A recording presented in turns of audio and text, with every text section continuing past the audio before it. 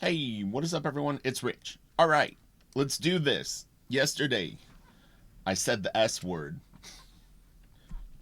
You know what that word is? Silvestri.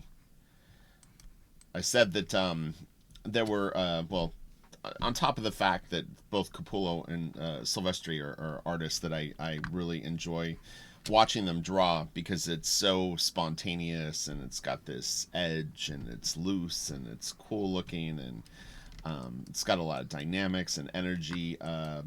Yeah, I really had zero intentions of doing a video today, but as I was coming home from grabbing coffee, I was like, I wouldn't mind looking at some Marc Silvestri.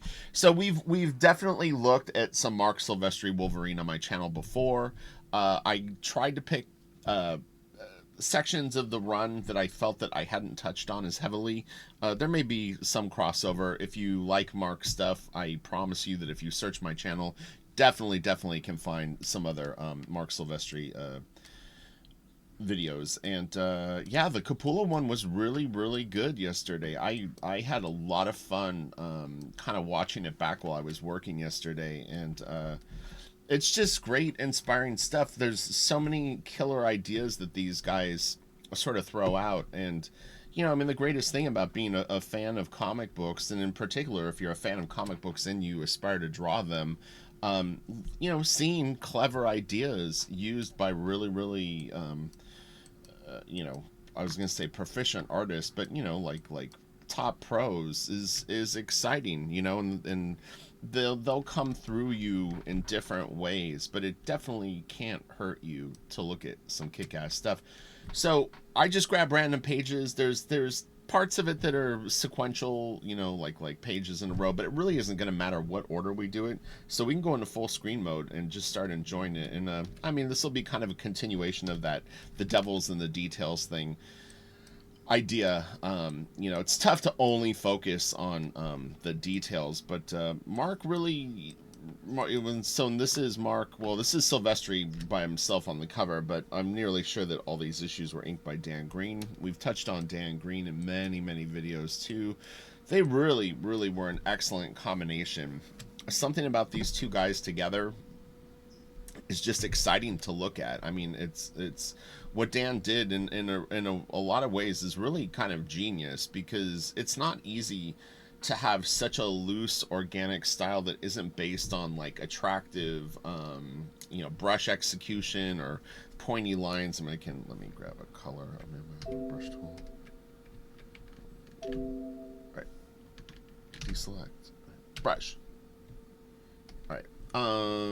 But yeah, if you just even look at just the like these lines, you know what I mean? They're put down very matter of factly, and I mean, when I was learning to ink, one of the things that kind of made you an inker was having these refined brush strokes, that were very equally spaced or whatever it was. There's like you get a pat on the head for having like clean, tight inks that seem to have some sort of repetition and order to them. And it's just one of those things. This is very difficult stuff to learn from as a penciler. If you don't really understand what Mark is doing to try to mimic all these kind of different detail shapes that he uses, really is what is going on. Stuff like this, it's going to be tricky. Let me do one thing really quick. My air conditioner just came on. I'm going to turn it off. It'll take 1 second.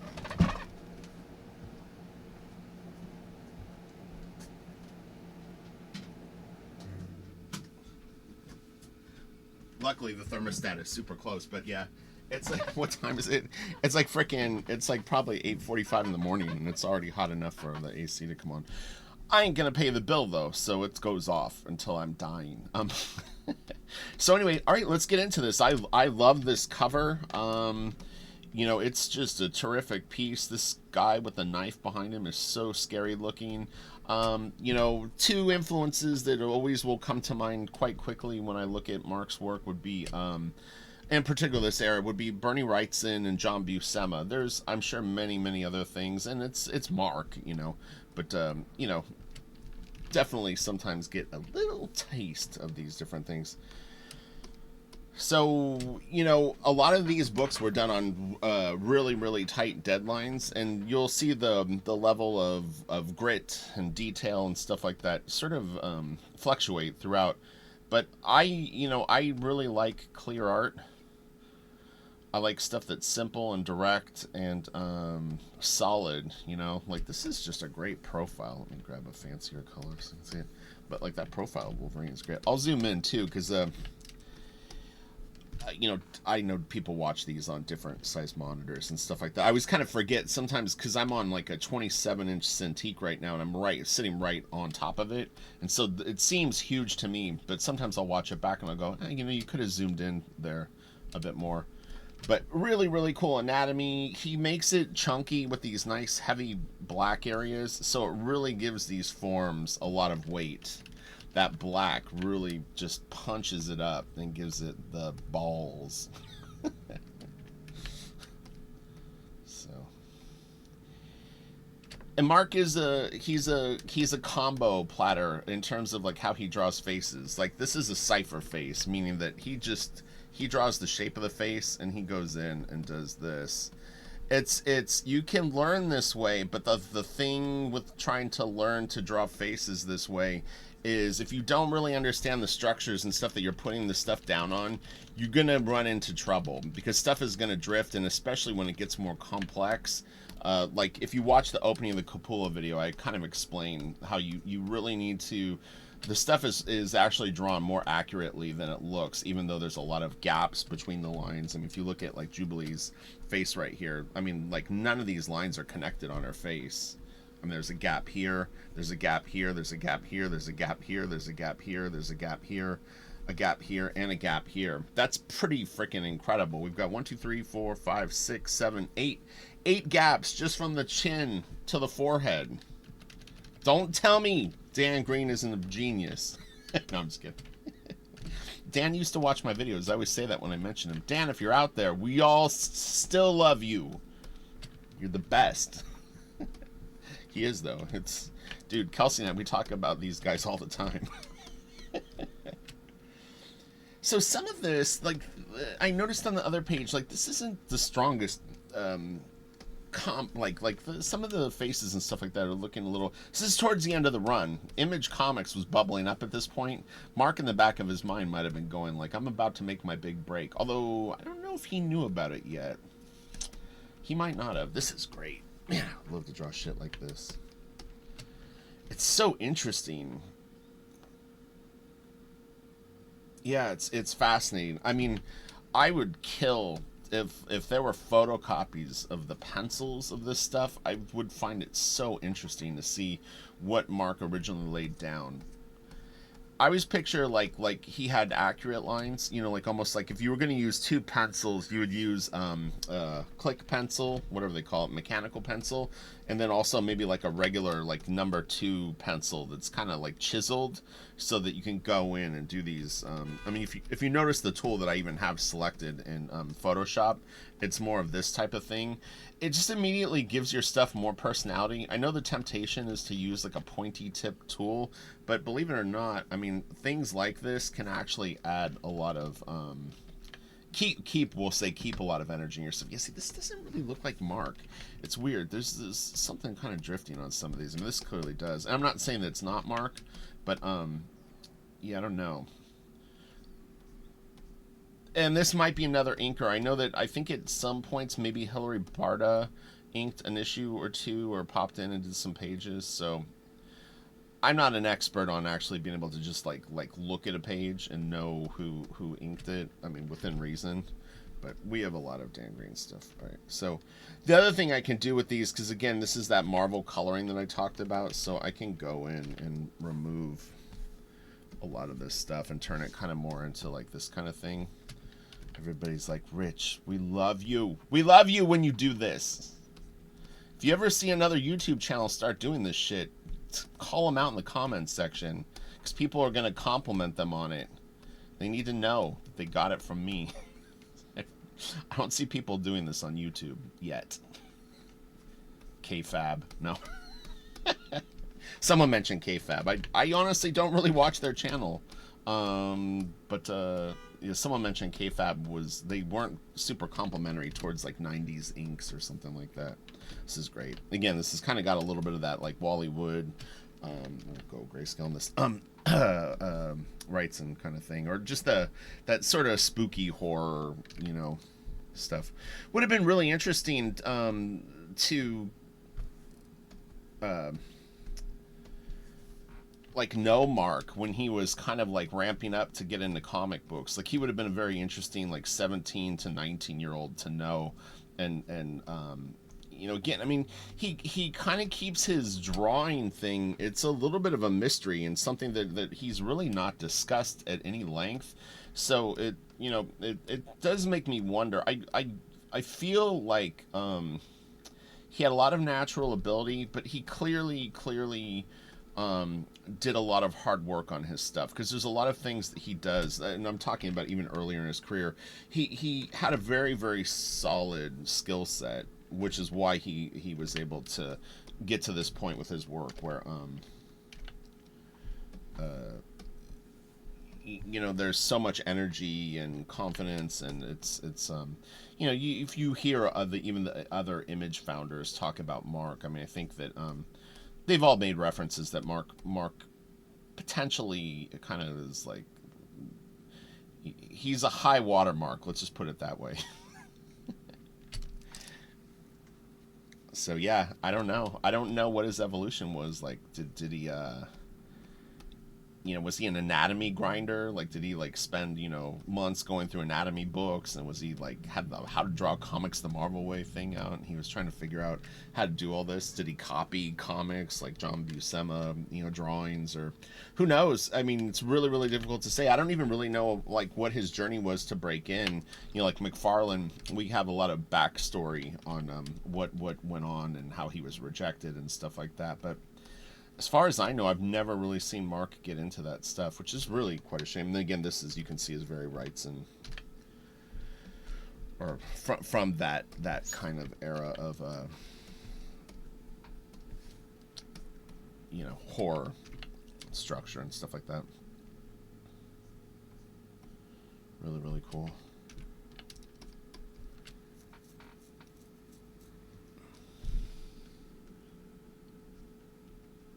Yep, really, really interesting. Again, I mean, look how many times that he breaks up the lips. I can't do it in color here, but we got 1, 2, 3, 4, 5, 6, 7, 8, 9, 10. 10 cracks in the lips. It's delicious. It does look really good. The eyes are great, too. This is awesome. You notice he draws the top of the lid so that you get actual the ridge, and then the eyelashes underneath it.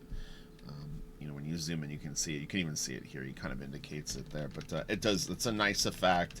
It'll give your eyes a little tiny bit more depth, and but you'll notice that like with men's eyes, and it's a real common thing, a lot of times they'll drop that lower lid out. Not just Mark, but a lot of artists. So that's a little nuancy thing that you can kind of experiment with. He's got really like dilated pupils. It's funny. This is cool. I always like when they indicate anatomy like this too, like chunk, chunk, chunk, chunk. It's good stuff. And again, those heavy blacks really give these muscles a sense of bulge. No.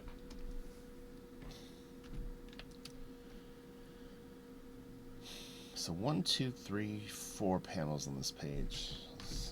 And rarely in Crystal Planet has there been any 4-panel pages, or even 6 or 5-panel pages.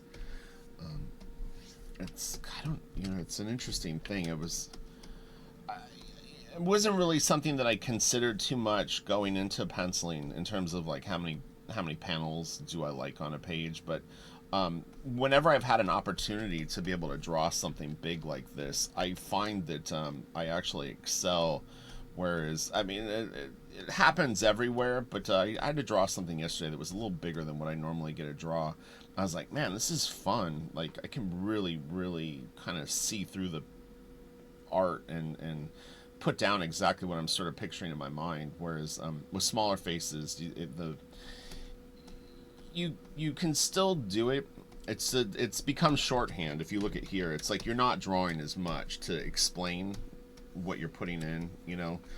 Uh, you can render faces like that very small too. It's not out of the question, but yeah, it's an interesting. It's like small heads. You kind of approach one way, this size, and then that's huge. I don't know if I've actually ever drawn a head that big ever.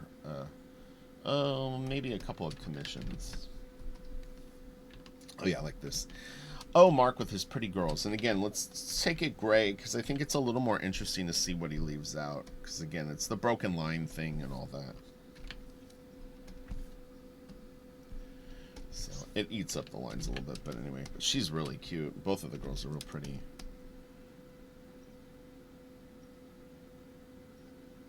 Yep, pretty girls. He draws very, very pretty girls. This is a little bit of like a John Byrne feel to me. I don't know John Byrne stuff very well. I was talking to someone yesterday about that, and I was saying that like I like John Byrne stuff, but it was before my time. I've gone back and appreciated it, but I don't tend to like really exist there in that style. So it's like I enjoy it, but don't connect with it at probably the same level as maybe someone that was experiencing those books coming out. But the girls feel a little John Byrnish. This whole thing kind of does to me a little bit, or maybe Cockrum. I don't know. These are great too. I love when Marc does this. Another influence that I see in Marc's stuff that is definitely there. I get the impression that he probably was a Rockwell fan, Norman Rockwell. Can kind of get a vibe for it. Man, I would love to have Marc on my channel. It's so good to talk to him. I've only really met him briefly. I don't even, yeah. I think once, maybe twice, but nothing to, nothing of note. It was just like sort of like, hi, how are you? It's cool.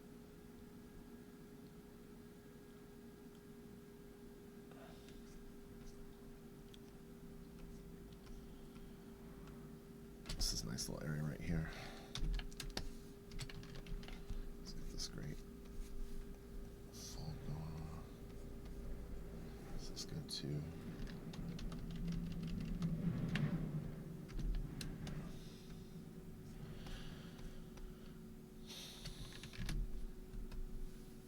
Oh yeah. So no, it says inkstand green, so I guess that was Dan. Except they you have to understand when you're a lot of the stuff that Marc and Dan did on X-Men and Wolverine probably was really really under the gun, and so the amount of attention to detail that they can put sometimes fluctuates.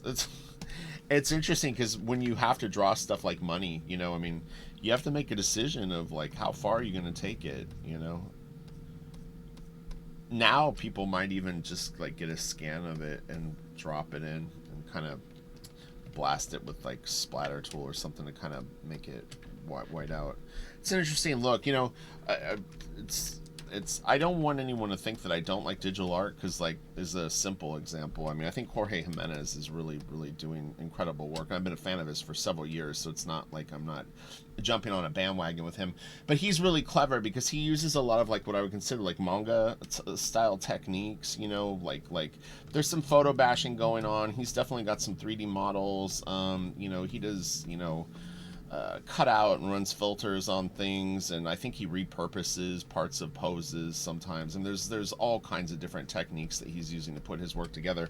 But ultimately at the end of the day, he actually draws very very well. He's really really creative. He's super super driven to just fill pages full of awesome shit, and he's a guy that I really think is like kind of maximizing it, where he's still spending the amount of time that a traditional artist would do. He's just putting his pages together in a different way. So if you want to see someone doing it right, I think he really, really sets a high bar. There's a couple of artists at Marvel too that work digitally, and they all have different approaches. But yeah, Jorge Jimenez is incredible. He's really, really good, and it's only going to get better. I mean, I kind of feel like he's still sort of discovering his style, but it looks great. It's very, very dense. This is great too. Man, heavy cape, very Buscema right there. And I do see a little bit of Walter Simonson in Marc stuff too, but again, this is me projecting it. It's not factual, information. Yeah, it's really cool. This is nice. I like that. If you were called upon to draw someone that has kind of like a tank body, like a small tank body, and you were going to be dealing with like lots of ellipses and tank tread and stuff like that, I mean, there's clever problem solving things that he uses. This is great. All right, let's gray it up. Oh yeah, I remember this. Back in the day, I would take my Marvel Essential up to Wildstorm, and I would use the photocopy machine. I would make posters, not huge posters, but like 11 by 17 posters of some of these pages, and put them up on my wall. It's just kind of like eye candy around my desk, and figured it was like good stuff to look at every day. Just it's like the familiarity with it might spill over into like something that I do. I believe it probably did. This is great. This is the cover of one of the books. Or no, it's not the exact, I think, same piece though. I think there's a cover and then a splash page. They're very, very similar shots, but it's a little different. Man, his hands are great.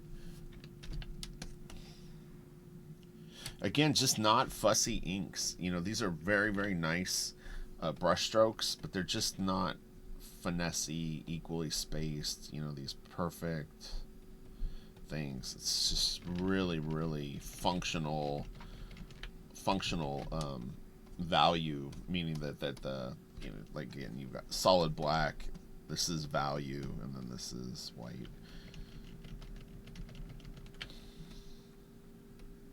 Again, these heavy carved out muscles really give these a nice sense of bulge. If you ever want more bulge, just put shadows under things. Nice chunky shadows. Finch does it. Finch has got videos on it, I'm sure. I need to catch up with David's channel, in fact. Highly recommended. I would almost guess that it would be impossible for someone that follows my channel to not be following David's channel, but I think he really, actually, for comic book type information, I think he's got probably the best YouTube one-stop shop where you, if you were an aspiring penciler, you could really get a lot of great information from all the stuff that he's doing. So yeah, I really would give it a high recommendation. I think the only obstacle that you have going through a channel like that is the fact that there's a lot of decisions that you need to make in terms of the order that you want to learn stuff. So, oh my god, this is so good.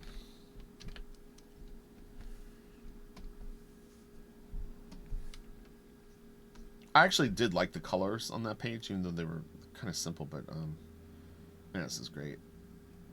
I love this. Zoom in. Man, it's a nice back. It's big. Man, it's so kick-ass.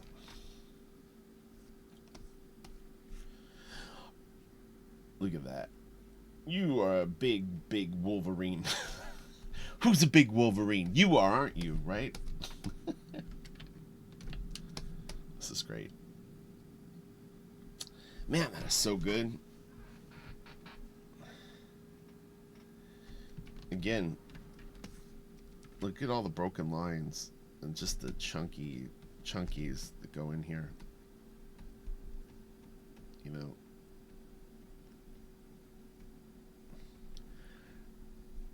It's like That's what's gonna get you some meat and potatoes on those bones. So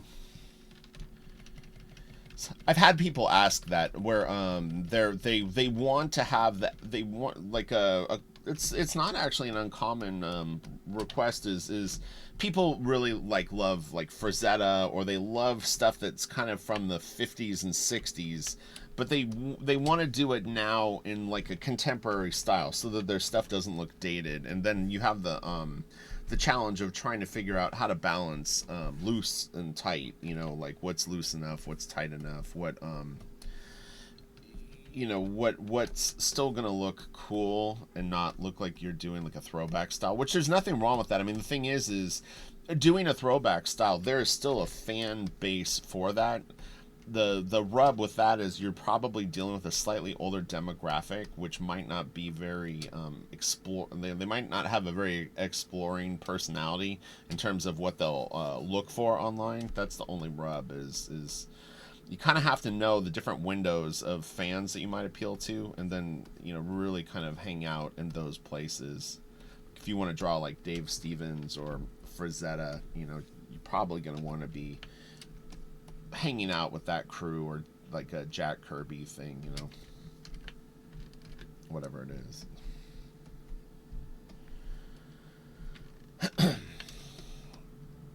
This is cool. I have to draw a doctor. I already drew him, but I was like trying to think of like a look for like a doctor that's kind of a dork.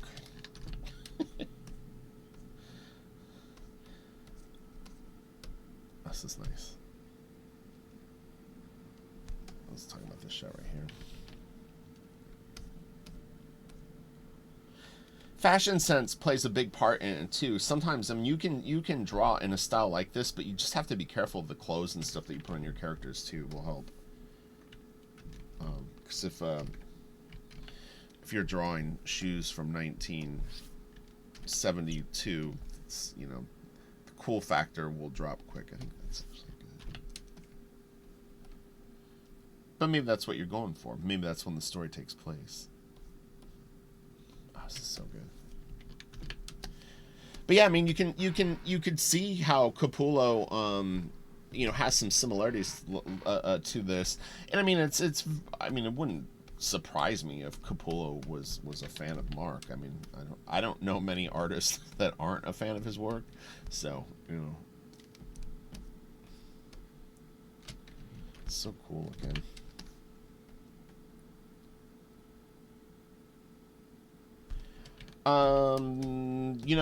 There's some similarities to Mignola at times too. Oh, this is so freaking good. Oh my gosh, I love this shit. Alright. Yeah, that'll work. Alright, look at this. This is such a great panel.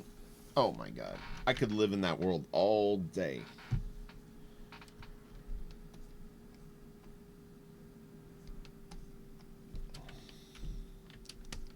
Man, he's good. Both of them. I mean, to me too, it's like you have to have Dan on this stuff to completely, like, there's just a kinetic energy that the two keep together that really makes it work well.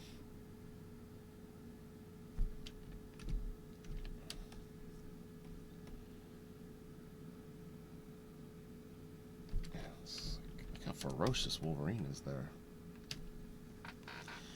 It's interesting too because his face is just basically like a skull shape with the like hair.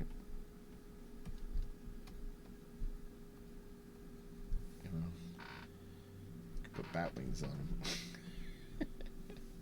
He's a butterfly now. It works though. Okay. Nope. Oh man, it's good too. This is interesting. I mean, he really, like, there's like almost no side of her face right there. Give her a very, very strong jawline.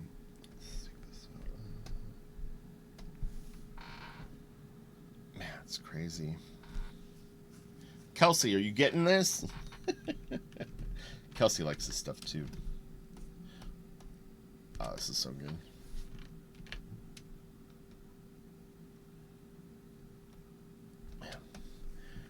I was talking about. I remember trying to. It was right when I first started collecting comics, and I did a Spawn copy from Todd McFarlane. I think issue 1. It's like a double page spread with Spawn, kind of like. I think it's something like this. He's like on like a thing, and his hand is up or something like that. And there's like buildings in the background, something like that. So I did that. I drew it huge, and then I had started a Marc Silvestri copy, but I was not feeling like copies were probably the right path to like get into what I was doing. So I don't think I ever finished it. But I remember like trying to look at an area on a leg that had a lot of stuff like this, and going like, man, it's a lot of shapes. There was way more, but it was like I just felt like I wasn't really understanding what exactly he was indicating.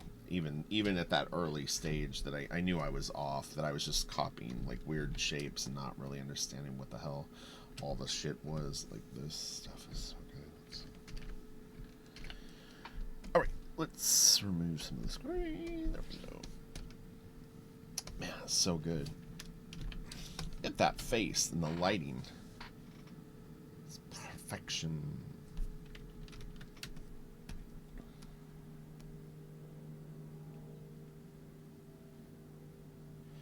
It's cool too. I mean, he even sorry, my OCD is kicking in. I want to just remove that. He you know, I think like, you know, when we draw, we want to like kind of repeat things, and so like the eyes, you know what I mean? The temptation would be to draw maybe both of them, but because he's got such a strong light source coming from here, he does break up the eye, you know, like the eyelids don't connect. This one's got less of a line connecting underneath, and little things like that, those little subtleties actually do really add some kind of a cool factor to it, where if you do a lot of things that are symmetrical or identical, you know what I mean, like the human mind and eye really kind of picks up on that stuff, even if you don't like acknowledge that you're seeing it. You don't need to have a trained eye. I'm talking about just like a casual viewer might find it less interesting because they're able to predict more what they see.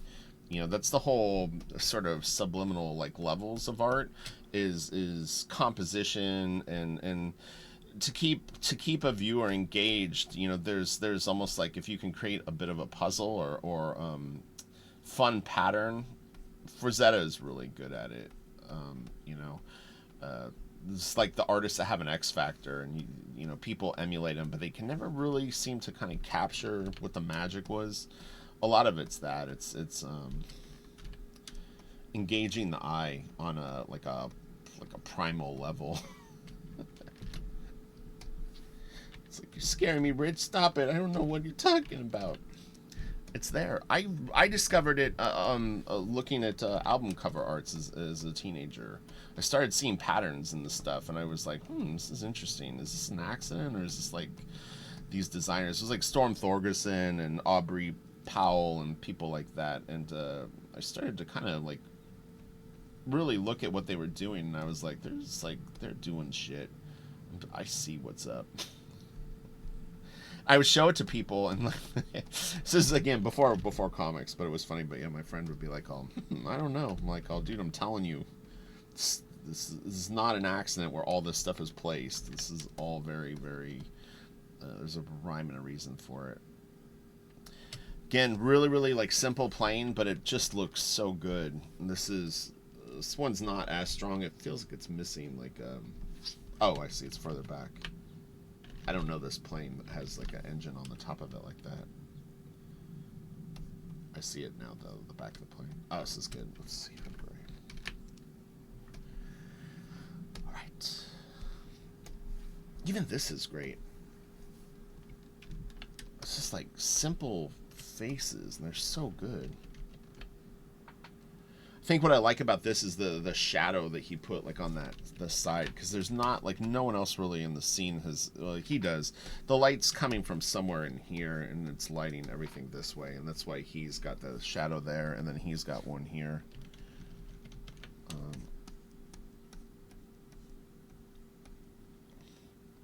And you see that her shadow goes this way. Sometimes I catch this in a lot of reviews and lessons that I give is people will establish something like this on a character that you see, and then they do the shadow on something like this at like a different angle. I mean, in theory, she could be standing far enough forward that there's a different light source affecting her, but generally speaking, you kind of want to keep it compositionally sort of working for you. This is cool. The vistas in the background. Let's see if we can get this. Yeah. One more. One more. All right. Yeah, this little area up here was great. I like this a lot. In fact, the sky is really, really cool too. It's kind of almost like feels like a little bit of a dry brush thing going on, but it's actually quite nice. I had a pretty cool, we had like a lightning storm roll through my neighborhood last night. It was really cool. It started really far away, and I was like, ooh, wow, there's lightning, like, 40 minutes east of me. And just over the next, 15 minutes, it came closer and closer and went right over my house.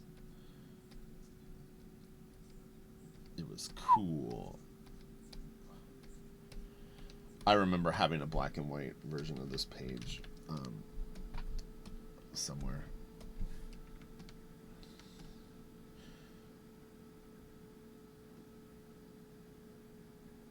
To be continued. Man. You know what we should do at some point? I think I did them, but I wouldn't mind looking at it again, as I want to see Marc's Spawn issue. I'm nearly sure I did a video of almost all the Image crossover books when they all did like one issue of each other's books. But it's been long enough where I wouldn't mind looking at Marc's Spawn issue. I bought so many copies of that. Oh my god, I could never not pick it up. So even if I knew I had a bunch at the house, I would always get another one if I saw it like somewhere.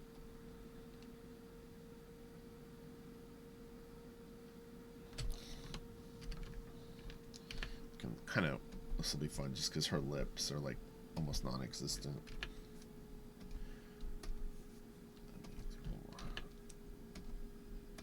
There we go. Okay.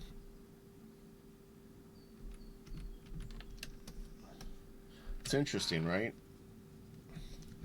It takes some nerve to draw a face like this. I mean, I could even see an editor going like, I don't know about her mouth. We maybe have a little bit more. And it's possible that the lines kind of faded during the different reproductions of the book, and maybe like if you saw the original scan of it, it might be more apparent. But the colors, they show up fine. So I'll take it back to gray. This has got a little bit of a Barry Windsor Smith kind of thing going on.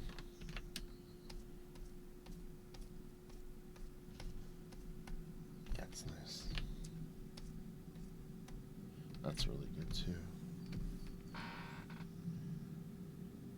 Man, God, drawing's so fun. It's interesting because I've gone through a lot of different moods in terms of like learning, where it's like you're enthusiastic and then you get kind of discouraged, and can really kind of run you through like a lot of different emotions. But like lately I've been feeling pretty happy about things, and like optimistic, and like I said, there's a level of comfort I have like penciling now that I've never experienced before, which is good. I know that like people go, oh, getting comfortable, that's the kiss of death. It's a different kind of comfortable. It's just like I described it on Patreon is actually knowing what I know and being confident in what I know. Before, I never was really sure what I could draw well and what I could and couldn't draw well. Now I have a pretty good awareness of it, and so I'm able to direct things more, and I don't seem to be clenching up on things as much now, and so it's like you can kind of play with it more, but then you stay driven and you want to keep improving. So I said it's I really do feel like I have an advantage because that I went through an inking career, and I saw the different sort of what we call like processes that I went through. Because it's like I kind of describe it as you get good enough to become a professional, and then that's kind of when the real like learning starts. For I think most people is it's like those. you get good enough where you can get work, but then you really start to get tested in a lot of different ways, and that's where it becomes challenging, because it's like you really have to stick to it, you know, and kind of push through all the hard stuff. But the first couple of years, you know, it's you'll have some successes and a lot of frustrations, and you know, again, it's that poking around and trying to improve. And then you get to a point where you're actually pretty good at it, like you feel comfortable in your own skin. The career choice, you know, if you're a colorist, you know, you're like, oh, you know, I kind of know where all the stuff is in Photoshop I like to use, and I understand, oh, that was it. Yeah, you kind of just build out from there, and then, you know, I'll draw an example. But yeah, it's like I always do these little charts, but you know, if this is from wanting to draw, but you know, having maybe like some natural ability, or no, you know, really just not drawing at all, to like learning, you know, this might be like a year, and then maybe the next year you kind of figure out what you're going to need to do to become a pro. So in 2 years, you've gone from nothing to being able to draw okay, to refining your stuff enough to get work, and then somewhere in here you start to get work. Then these next 5 years, you know, professional years 1 through 5, is really a big opportunity to test yourself, to grow, to improve, to settle into the like, hey, I'm a professional, I do this for a living now. You know, how far do I want to take this thing? You know, it's, you see it with bands or actors, where it's like, you know, a lot of people don't really make it through this first 5 years well. You know, the job is too taxing for them, or whatever it is. And then you know, and then everyone's career is kind of different from this point out. Some people will continue to go up, some have these, you know, like this sort of thing, some do this. It's, you know, you can never really tell what's gonna happen. So it's exciting and fun. But all right, you guys have a great day. I really actually would have looked at a few more, but it's fine. I kind of like, I want to do the darkness. Maybe we should do the darkness soon. I wouldn't mind looking at some darkness. The darkness. All right, you guys have a great day. I have not talked to Kelsey in like a week or two, so I highly doubt that there's going to be a super fun Sunday this weekend. So anyway, don't sweat it. We'll be back.